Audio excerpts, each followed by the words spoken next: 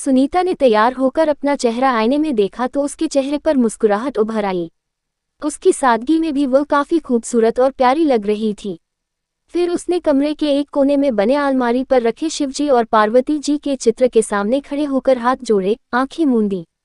फिर माँ का आशीर्वाद पाकर वो इंटरव्यू के लिए घर से निकल गई। ठीक समय से 5 मिनट पहले ही वो उस ऑफिस में पहुंच गई जहां उसका इंटरव्यू होना था। बाहर कुछ लड़कियां बेंच पर बैठी हुई थीं।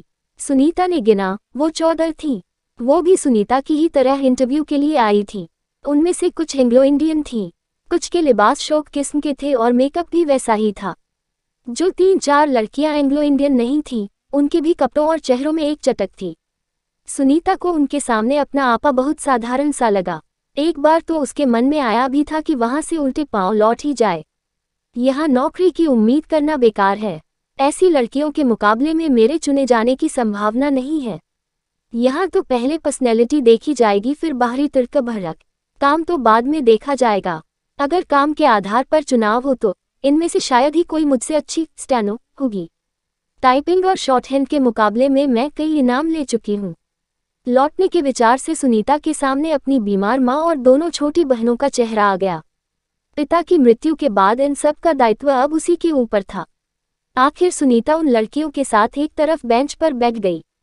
कुछ देर बाद 4-5 और लड़कियों भी आ गईं।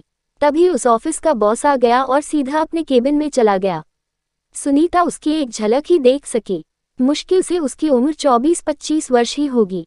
पैंट शर्ट में वो और भी स्मार्ट लग रहा था। कुछ देर के बाद इंटरव्यू शुरू हुए। एक के बाद एक लड़कियां अंदर जा रही थीं और आशा निराशा के भाव लिए बाहर निकल रही थीं। सुनीता ये सोचकर हैरान थी कि उसकी बारी कब आएगी। आखिर में जब वो बिल्कुल अकेली रह गई तब उसका नाम पुकारा गया।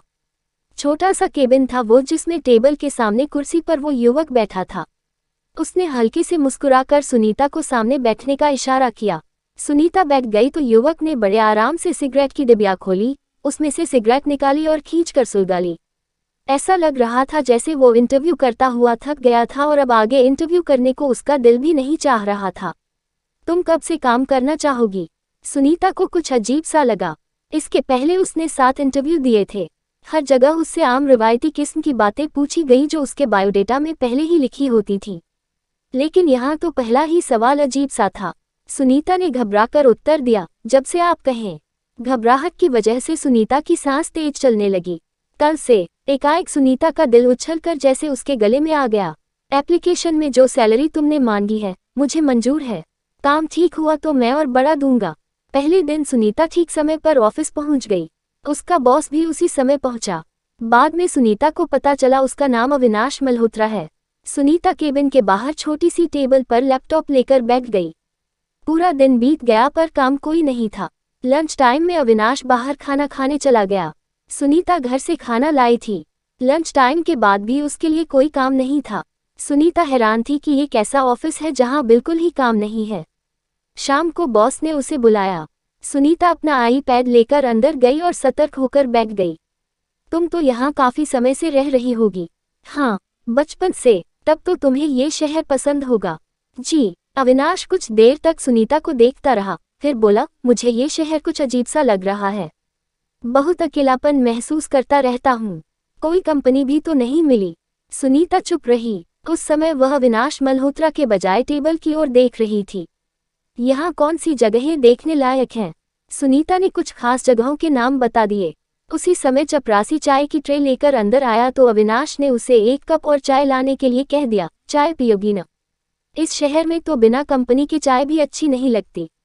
सुनीता इनकार करना चाहती थी, पर घबराहट से उसके मुंह से एक भी शब्द नहीं निकला। मन में आया कि उठकर बाहर चली जाए, पर फिर चुपचाप बैठी रही और अपने आप में ऐसे सिमट गई मानो चारों ओर से खतरा हो। तुम तो परिवार में रहती हो ना? परिवार में सभी होंगे, सुनीता ने 2 टूक जवाब दिया। माँ और 2 बहनें हैं। अविनाश अब तक चाय खत्म कर चुका था। इधर सुनीता के दिल की बेचैनी बढ़ने लगी थी। आखिर उसने उठते हुए कहा, मैं जाती हूँ। अविनाश चौंका। ओह, फिर कभी दिल की बातें करेंगे।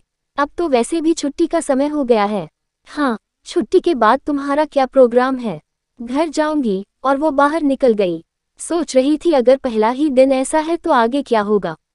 दिन इसी तरह बीत रहे थे। ऑफिस में काम बहुत कम था। अविनाश कभी उसे अपने केबिन में बुला लेता, कभी लंच पर साथ चलने का इसरार करता तो सुनीता इनकार कर देती। आखिर अविनाश ने कहना ही छोड़ दिया। अब वो उसे शाम की चाय पर भी नहीं बुलाता था, सिर्फ काम की बात ही करता था। सुनीता ने चैन की सांस ली। अब तक वो अपने दिल पर एक बोझ सा महसूस करती थी, अब वो बोझ भी उतर गया था।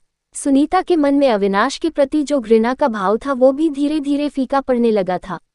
सुनीता अब जब भी अविनाश की केबिन में जाती उसे राइटिंग पैड पर टेढ़ी मेढ़ी लकीरें खींचते हुए देखती। वो जब भी उसकी अनुपस्थित में केबिन में जाती तो देखती कि रद्दी की टोकरी में कई फटे हुए मरोड़े हुए कागज पड़े होते जिन पर टेढ़े मेढ़े चित्र बने होते। काम हालांकि पहले से थोड़ा बढ़ गया था, फिर भी सुनीता को दिन का काफी समय बेकार बैठकर बिताना पड़ता था। समय काटने के लिए सुनीता ने भी कुछ लिखना शुरू कर दिया, कभी कोई पत्र या फिर कहानी। लिखने का शौक उसे शुरू से ही था, लेकिन अधिकांश रचनाएं न छपने के कारण उसका शौक दब गया था।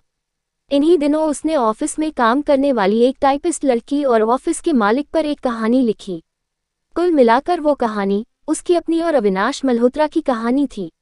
विषय वही घिसा पिटा कि किस तरह ऑफिस का बॉस अपनी टाइपिस्ट को फंसाना चाहता है।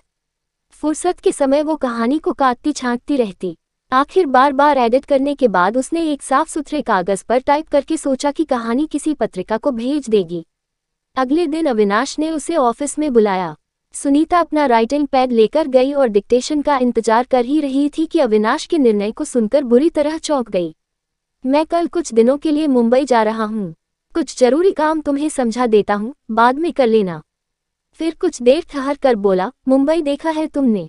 ऐसा लगता है जैसे पूरा शहर ही मेरा घर है। तुम्हें भी ऐसा ही लगेगा। वहाँ आदमी इतना अकेलापन महसूस नहीं करता। बहुत ही लाइवली प्लेस है इस शहर में तो। आज बजाय नजरें झुकाने की सुनीता सामने बैठे अविनाश को चुपचाप देखती रही। उसके चेहरे पर कोई घबराहट नहीं थी, बल्कि असमंजस का भाव था कि आखिर अविनाश कहना क्या चाह रहा था। अविनाश चला गया। एक हफ्ते के बाद सुनीता को पता चला कि अविनाश वापस नहीं आ रहा है, उसकी जगह कोई और मैनेजर आ रहा है। सुनीता के दिल में एक टीस सी उभरी, आंखों की कोर नम हो आई। अविनाश के मुख से निकले वो शब्द अकेलापन, अकेलापन बुरी तरह से उसके दिलो दिमाग को कचोटने लगे। अकेली तो वो भी है, फिर क्यों नहीं समझ पाए अविनाश के अकेलेपन की पीड़ा। 3 दिन बाद उसके आईडी पर अविनाश का मेल आया। सुनीता को लगा शायद कुछ जरूरी मैसेज होगा या ऑफिस की कोई बात, लेकिन मेल को देखकर वो हैरान रह गई। उस मेल में सुनीता की वो ही कहानी थी जिसे काट छांट करने के बाद उसने रद्दी की टोकरी में फेंक दिया था। साथ में अविनाश का मैसेज भी था, डियर सुनीता, दुनिया में हर बॉस अपनी स्टेनो को फंसाना नहीं चाहता। कुछ मेरे जैसे भी हैं जो खूबसूरत लेकिन उदास आंखों वाली लड़की की उदासी की तह तक पहुंचकर उसके साथ पूरी उम्र बिताने की चाहत रखते हैं। तुम्हारा इंतजार कर रहा हूँ, फैसला तुम्हारे हाथ में है। सुनीता देर तक भारी आंखों से उस मेल को एकटक देखती रही। आखिर उसकी आंखों में धुंध छा गई। अगले ही पल उसने अविनाश के मेल का रिप्लाई भेजा, तुम्हारी दिल की भावनाओं को समझ नहीं पाई, जब तुम दूर हुए तब मैं उन्हें समझ पाई। अगर तुम मुझे खुद के लायक समझते हो तो मुझे भी तुम्हारा इंतजार है।